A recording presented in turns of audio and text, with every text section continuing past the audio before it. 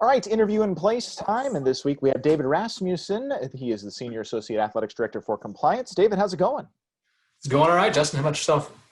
Hanging in there, as we all are these days with all the news coming out. As you know, on these interviews, I'd like to kind of get a little more in-depth information, maybe for our fans that may not know you. But let's start Sure. with some stuff maybe that you're doing outside of work during shelter in place. What have you been All up right. Well, getting to know my family again has been nice. It's been, I chose to live pretty far from campus, so I've got a long commute each day. So getting that 4 hours back of my day has been nice. So spending a lot of time with family and spending some time running, just doing other things and, keeping a normal work day. Yeah, you've been posting, and people I think know that you are a runner, and you do. I don't know if it's marathons or not, what type of running you do, but you can't do Mhm. those group activities now. Is that affecting you? No, I actually prefer to mostly go running by myself anyway. So Oh, it's not good. bad.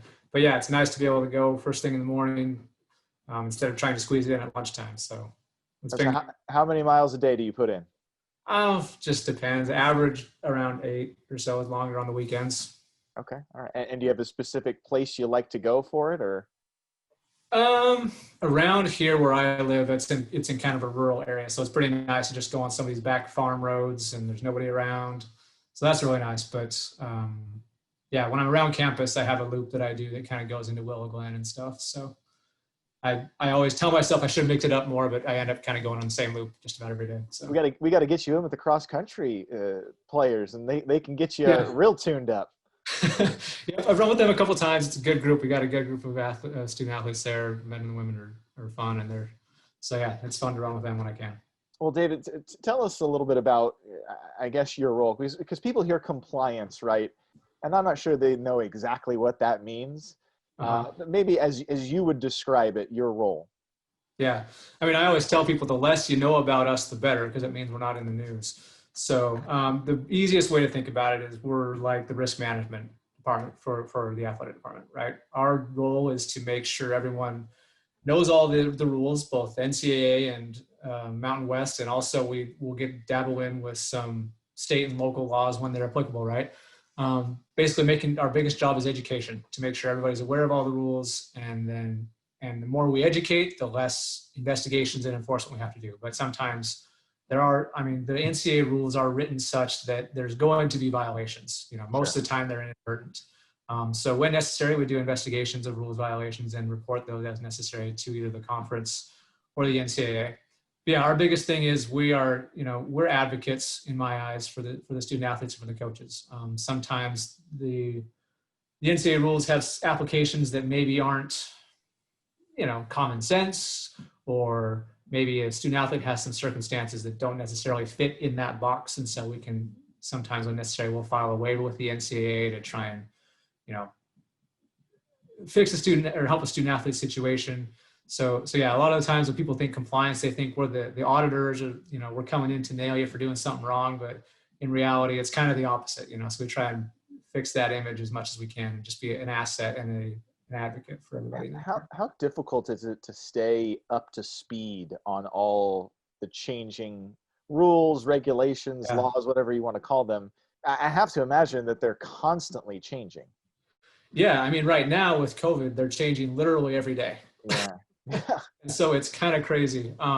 In a normal year, there are changes on an annual basis. There's usually 100 to 130 rule changes that come through each year that are voted on by the membership that we have to implement. So it's a challenge in normal times, but right now it's crazy.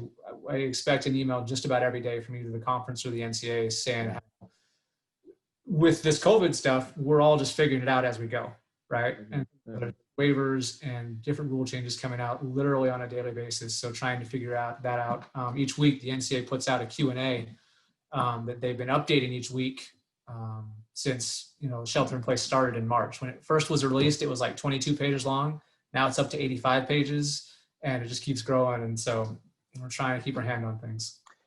Has the job changed for you any other ways because of shelter in place, and because obviously the student athletes not playing this fall may change things too, but how else has it changed?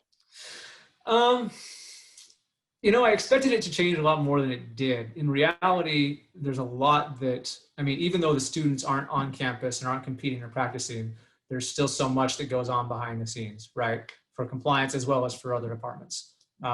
So our normal summer is normally our slow time, if you will, where we can kind of get ready for the upcoming academic year and shore up our policies and procedures. So we were able to do that early in the summer, but right now it's crunch time, just like a normal year.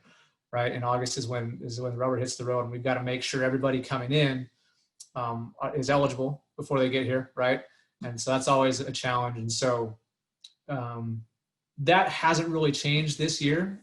The only difference being is that we're coordinating remotely as opposed to being in the office. So it'll be a little bit different once classes start again, and we're not going out to watch practice or Right. monitor, a comp ticket list or something like that.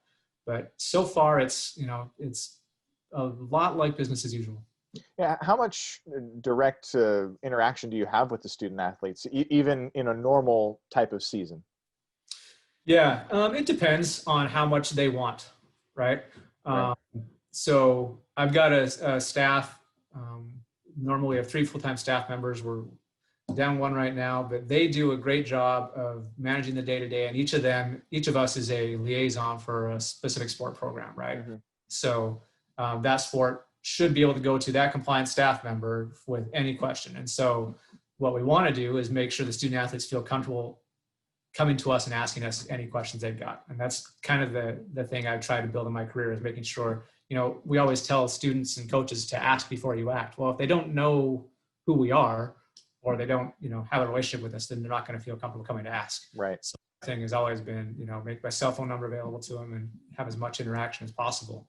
But you also can't force it on the students, right? If they don't want to talk to compliance, they're not going to. But there have been a couple of times in my career where, I remember specifically one time getting a phone call from a student athlete. It was like 11 o'clock at night on a weekday, and he called me up, and I was like, "What's up?" And he said, "Hey, I'm at the dining commons." This was at another school that I worked at. He said, "I'm at the dining commons, and they're throwing away all the bagels and stuff because it's the end of the day, but they're saying they're giving them away to anybody who's there. Can I take one?" I was like, "Yes, you can take it." Because, they're given to anybody. It's not just student athletes, so you're good to go.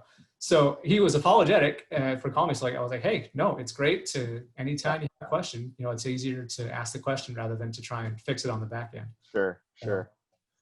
Down to the minute details, right? Exactly. Yes. Yeah. Yep.